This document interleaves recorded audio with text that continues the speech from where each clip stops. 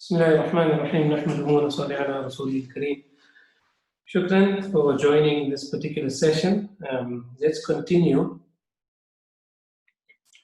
I'm going to be doing the lecture on the rice on uruz, the most common Latin name of semen or Rhiza sativa. There are other Latin names as well for the different varieties of rice. The two most common are Rhiza sativa, and which is Asian rice, and African rice, although Asian rice is much more predominant in production.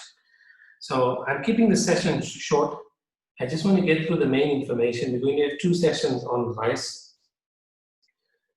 We did have a session last week, but I'm repeating that information for the benefit of all the students. You're welcome to ask me questions in the chat room. But let's go forward.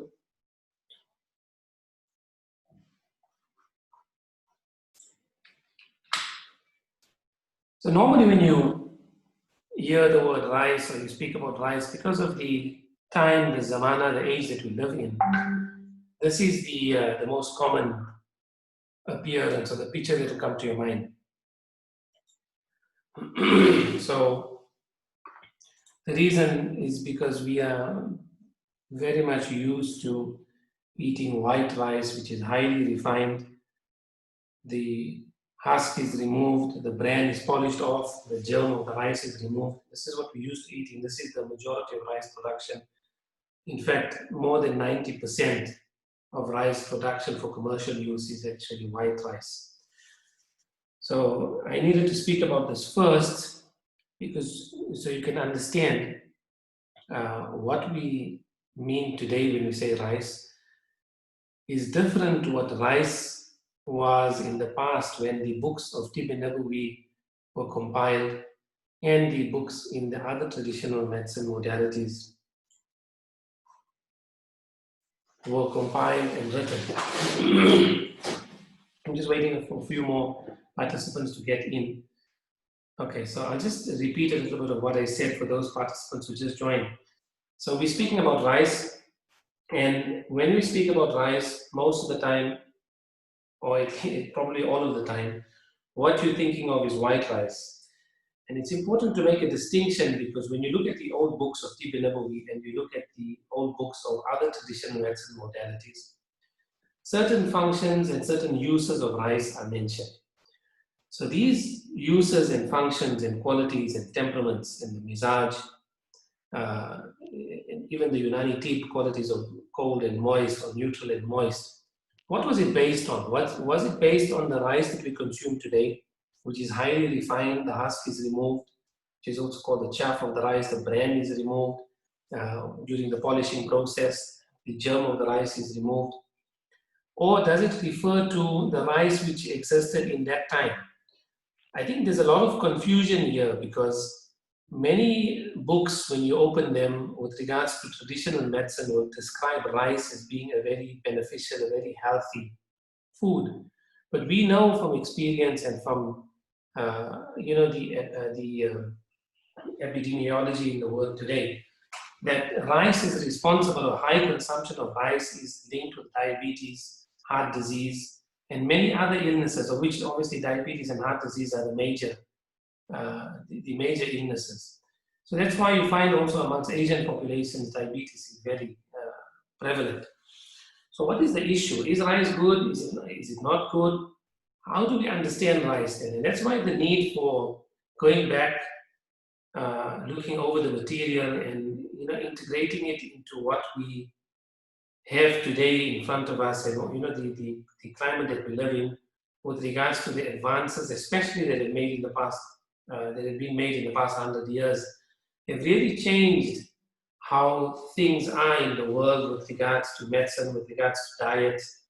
And you can't just rely on that old information. You pick up whatever book it may be, whether it's Chinese medicine or Unani tip or Ayurveda, and just go directly from that description and not update it, because traditional Islamic medicine, in the way that I see it, involves continuously updating and upgrading and learning and adapting the knowledge to what we see today. And that's one of the principles of Islam as well.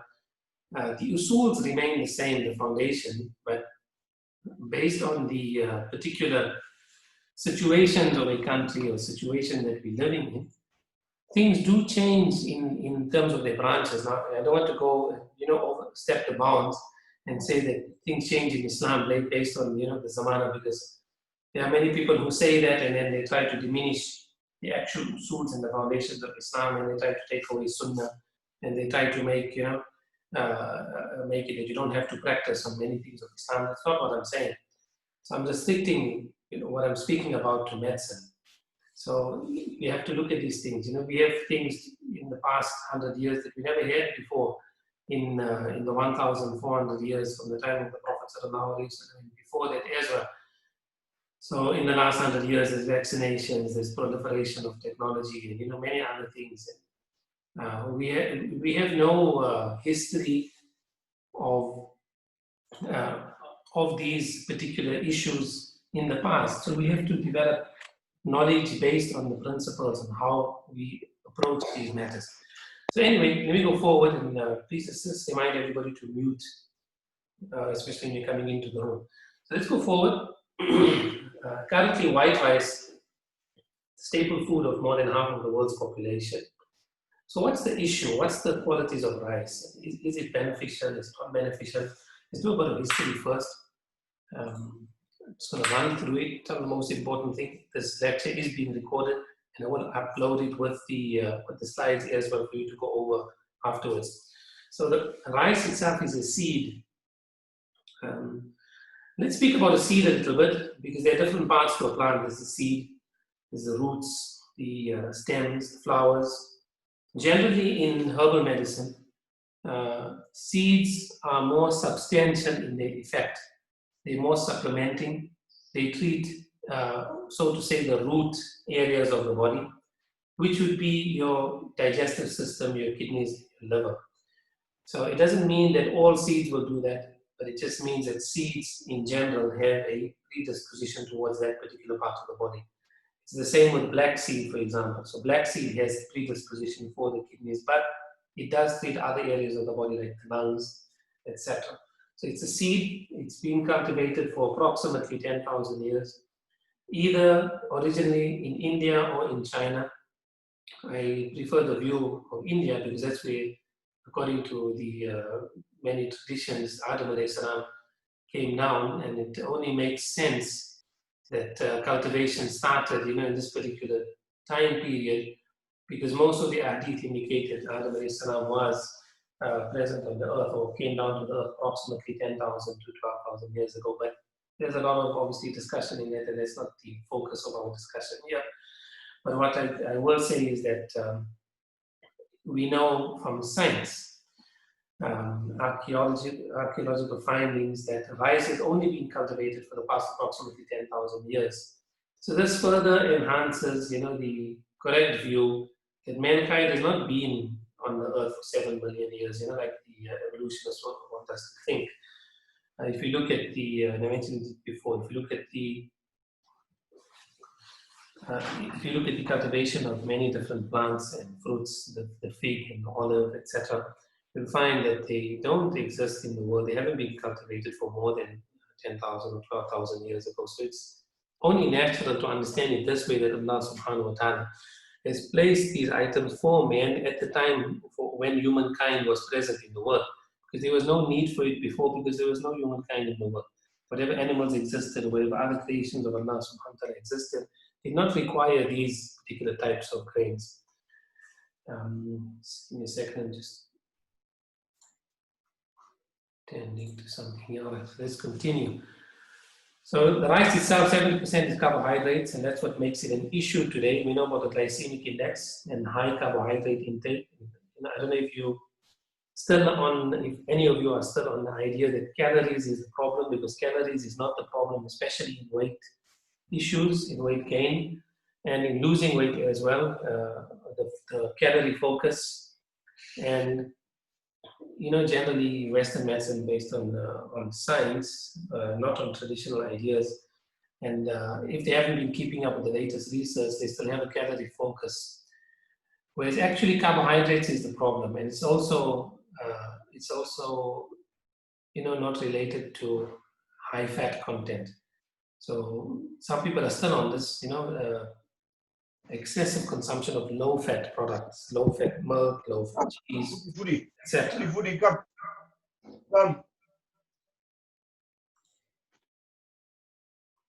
So in future, if anybody does not mute their voice or their sound, they will be removed from the room. So let's continue. A couple of things. Most rice today, American rice, definitely. When we say American rice is fortified because it's actually part of it's a law for it to be fortified in America. White rice, because obviously it's stripped of its nutrients during the process of milling and polishing. But you find that rice, a lot of rice all over the world actually is fortified with vitamins and other minerals and supplements, etc. You get different types of rice in terms of its color: brown, germinated brown, red, black, white. You get short, medium, and long grain. When you speak about this, we're not going to finish everything in this particular lecture. We will have another one next week, inshallah. And the rice itself, the rice seed, is made up of a husk or a chaff, and the bran, and the germ, and the endosperm. So white rice is the only endosperm. I'm going to show that to you now, because we need to speak about this a bit before we speak about the functions.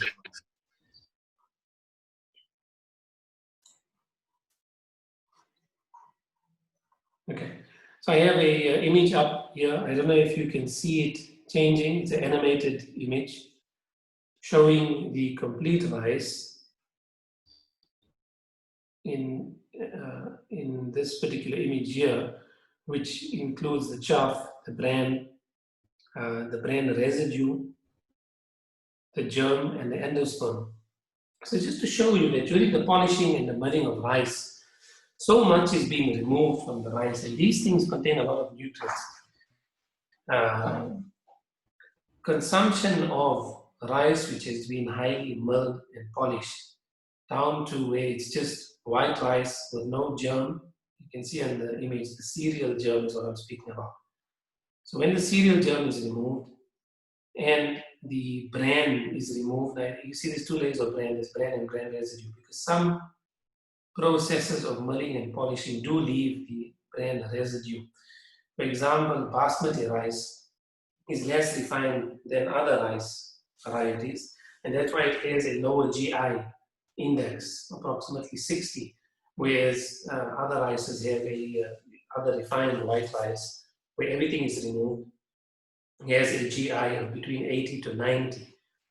So just to remind you again on glycemic index means how quick glucose is delivered into the bloodstream from the food that you eat. So when you eat a normal milled and polished white rice, the blood is delivered into the bloodstream quite rapidly.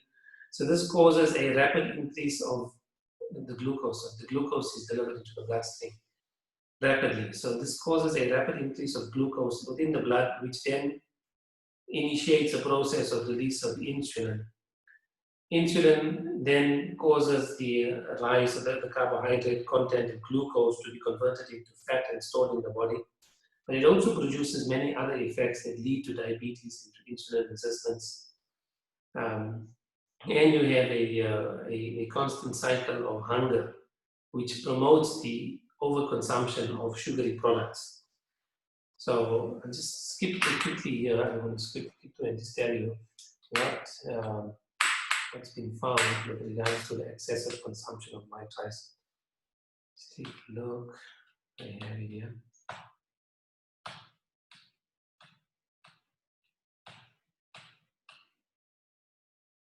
Okay, so I don't have it written on my slides, but excessive consumption of white rice is linked to diabetes, heart disease, and other diseases as well. So very, very prevalent amongst the Asian communities who are high consumers of rice and white rice. So let's go forward. I'm just going to check in the chat box, in the chat room. There's some messages here. I want to know whether everybody could see that animated GIF. So you can let me know in the chat box while I continue. So the image that's in front of you now is an image of brown rice down to highly refined white rice. You can see in the highly refined white rice on the right how the germ is removed, and it's completely devoid of any bran. In the picture in the middle, the germ is removed, but the bran still remains. Some varieties of rice are like this, and this is a short grain rice. Obviously, basmati is a long grain rice. So in your long grain rices, your basmati rice, very often some of the bran still remains, but the rice quality itself is such that it has a lower GI. And brown rice, which is on the left, you can see the bran is still intact, and much of the germ is also intact. This is important because I'm going to teach you about which rice to use.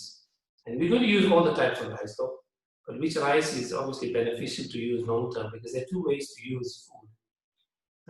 What the traditional way with food therapy is to use it for long term, and so that it can have a long term effect on the body. Because food by nature is something obviously that you eat every day. It's a daily thing. So whatever you have daily, although it's you may find it insignificant, or you may not give it its due importance, it actually has the greatest impact on your health, because it's something that you're doing every single day. And even in Islam, there are hadith which speak about that act is most beloved to Allah subhanahu wa ta'ala, which is a little, but it's done regularly. So, there is an indication in that, and obviously people understand the hikmah, that what you do regularly, every single day, even if it's just a little bit, whether it's, for example, a little bit of exercise, or a little bit of a particular supplement, or a little bit of studying, for example, if you decide that you're going to read a particular book for 15 minutes every day, it's something that you will accomplish in time. Whereas that which you have a lot of not regularly doesn't have a massive impact on you. It has a temporary impact on you. So the consumption of rice is something that people do every day. And because they're consuming the wrong type of rice, white rice, this is ending up in a disease process. So therapeutically also, we're going to use it in a similar way. So we're going to change the type of rice that the person is using. That is the primary treatment method with regards to rice.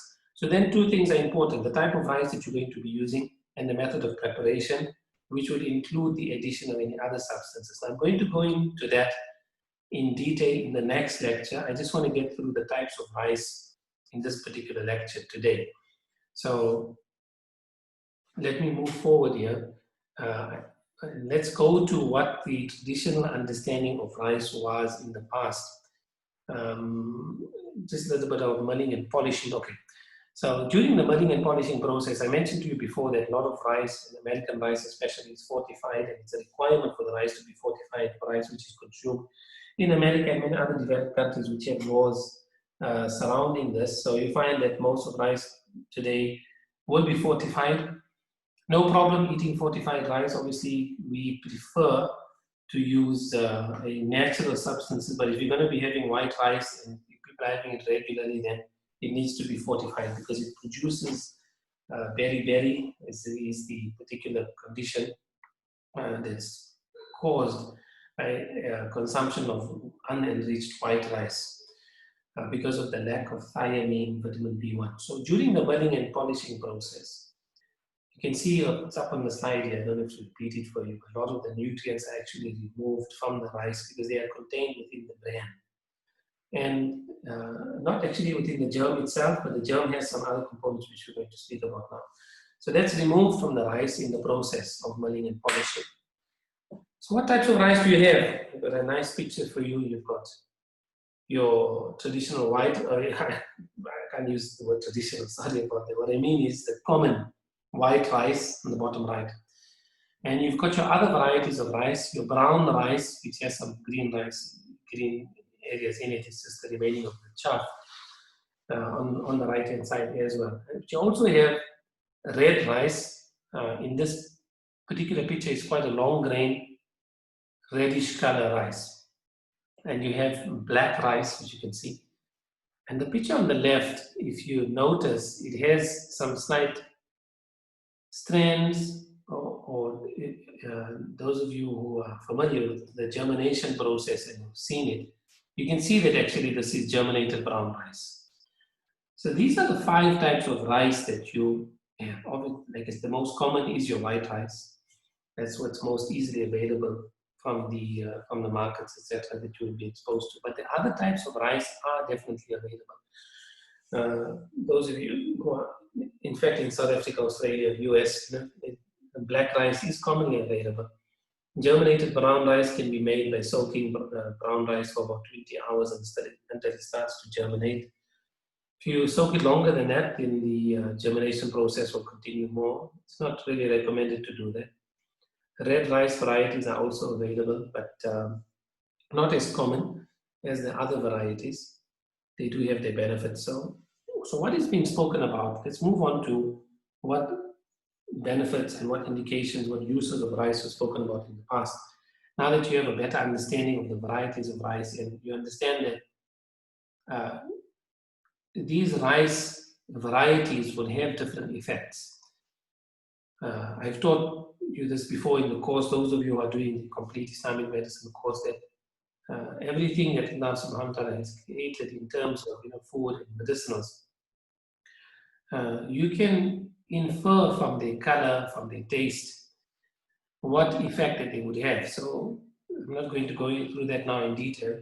You know what black corresponds to, what red corresponds to, what white corresponds to, what this brownish color corresponds to, what green corresponds to, and the different organs that are involved when you're using these medicinal products or food. So let's speak about traditional functions of rice. Western herbal medicine describes rice from a scientific point of view, based on the research, as being anti-gastric, so relieving inflammation of the gastrointestinal tract, demulcent, antipyretic, addressing fever, right? And it's also regarded as a tonifying herb, cooling.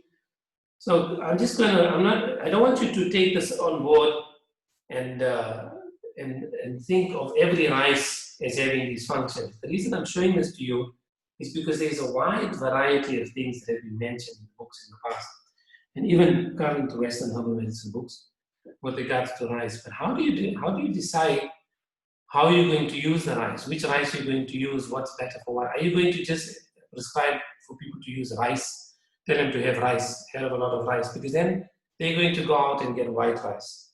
And excessive consumption of white rice is going to lead to diabetes and heart disease. If they're not already using, now some people are using rice already every day. A lot of you are seeing patients from the Asian communities and those for whom rice is a staple food. So is it even worthwhile to tell them to use rice? No, it isn't. You have to identify that what effect do you want to get from the rice after your diagnosis. Yes, germinated is sprouted. This is addressing one of the questions in the group. So germinated rice is also referred to as sprouted rice. So you have all these indications from the traditional books. Unani medicine mostly describes rice as being cold and moist. So Unani medicine would then prescribe rice for cooling function and for addressing dryness. Is that always correct? Let's see. We don't know if it's always correct. We have to see what type of rice is being used.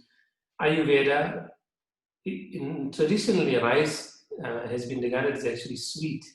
Even today, rice will have a sweet flavor. So why is Ayurveda regarding it as acrid, which is pungent and spicy?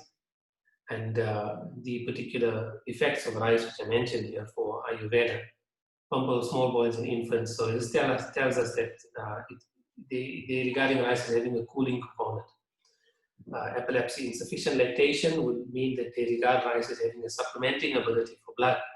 Although insufficient lactation is not only related to blood deficiency, it can also be related to stagnation within the mammary ducts, in the ducts of the breast.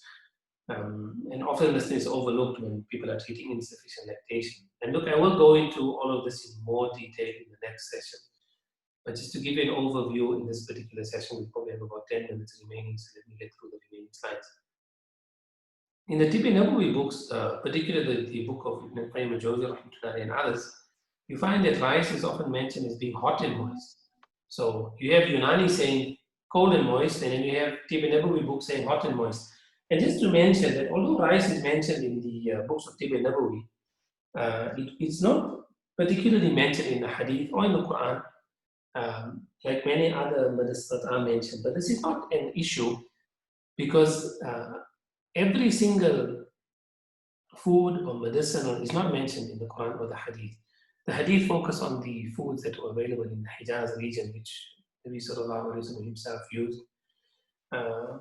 Although rice was known, there are hadith which mention rice, but not in the context of treatment, in the context of its health effects, but rather in the context of reward, etc. When it speaks about the grain of rice and in maintaining, the hair and the body should not be in areas should not. Where's my earpiece?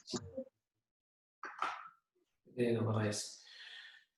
But Ibn al-Qayyim al-Jawzi mentioned, and other books mention, hot and moist treating depression. So it comes up. Depression comes up in one of the benefits of using rice in quite a number of texts. So does that mean that you have to use white rice for depression? So this is what I'm getting to in this particular lesson.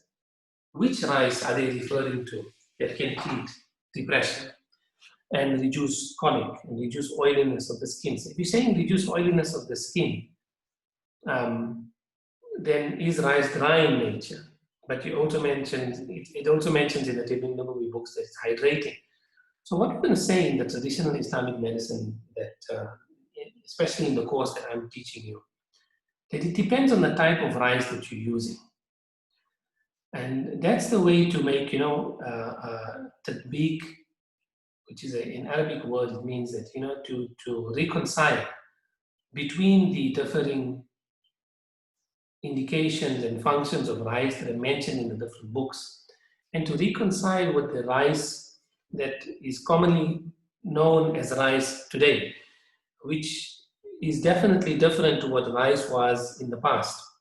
So those indications, some of them might still be relevant to rice as we know it today, which is refined, the milled and polished rice with the germ removed.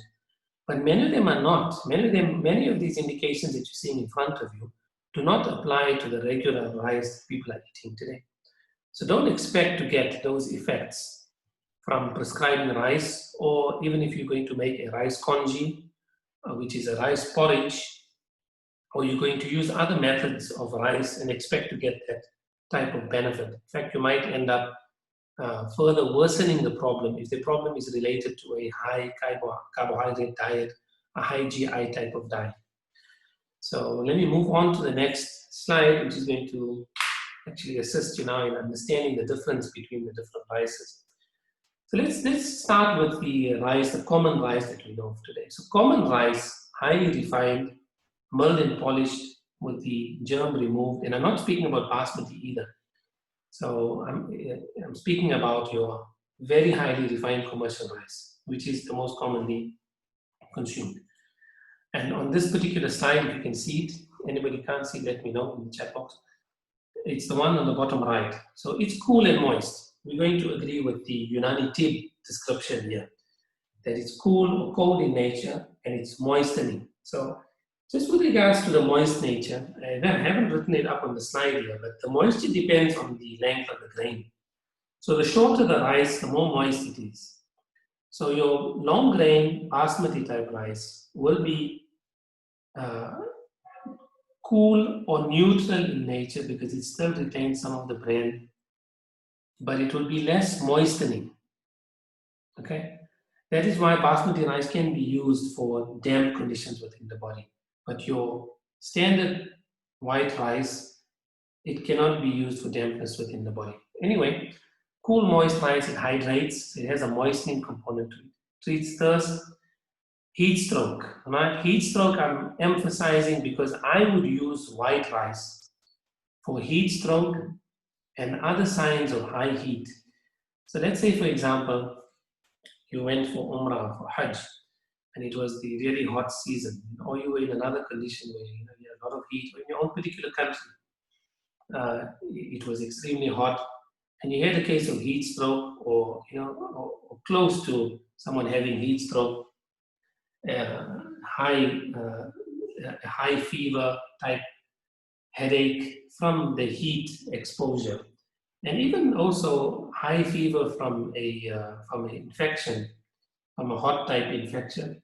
Rice is something which is very beneficial. I'm talking about, in this case, white rice, highly refined.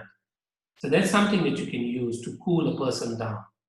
This is probably the only case where I'd be using white rice therapeutically, is to cool a person down.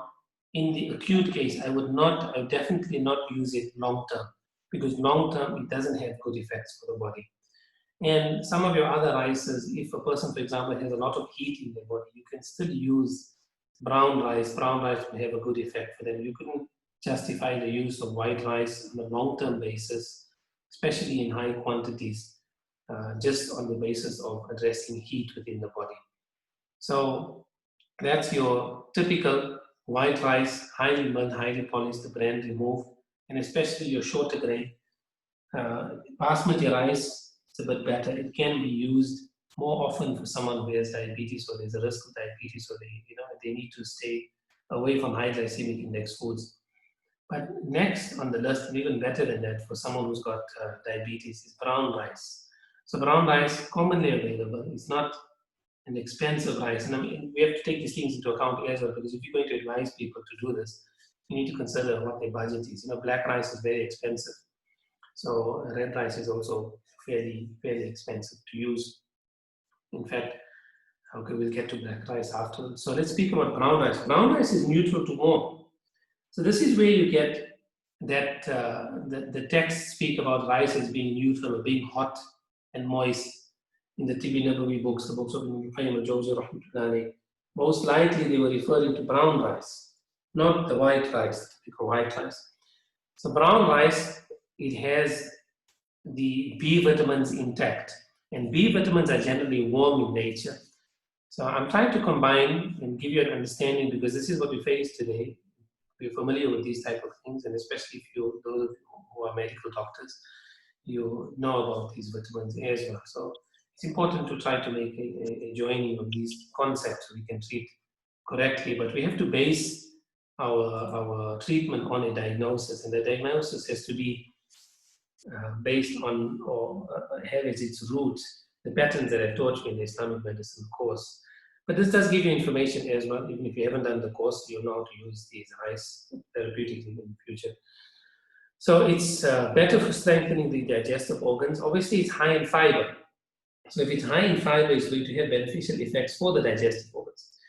And even for things such as colon cancer, high fiber diets are better for colon cancer. And besides that, for the body strength in general, it has a similar effect to barley, which is used in Islamic medicine in the form of talbina. So the B vitamins are also beneficial for things like depression. So this is where it comes in. It's actually brown rice with regards to depression, but I'm going to speak about germinated or sprouted brown rice, which is even better and the most effective for depression and colic, etc., which you can see up on the screen. I'm sure you read it already. So diabetes, wasting, insufficient lactation, right? Headaches. Brown rice will have some of the effect of white rice in terms of its moistening nature. That's why you can use it for headache. You could use it for heat stroke.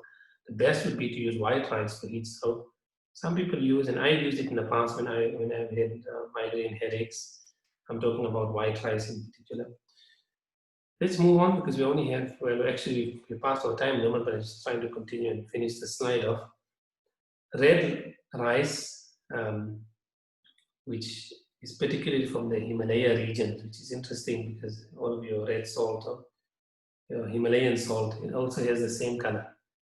Cool to neutral in nature, very useful for heart health. It has everything that brown rice has, with the addition of anthocyanins, which are an antioxidant, which has effects against cancer cells, and also for maintaining healthy blood flow, for reducing blood clots.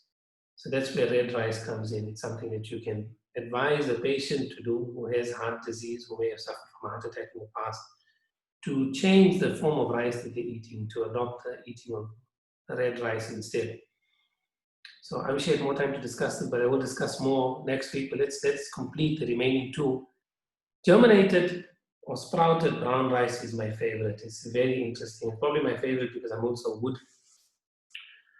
So this has, scientifically, it's shown to have a lot of gamma.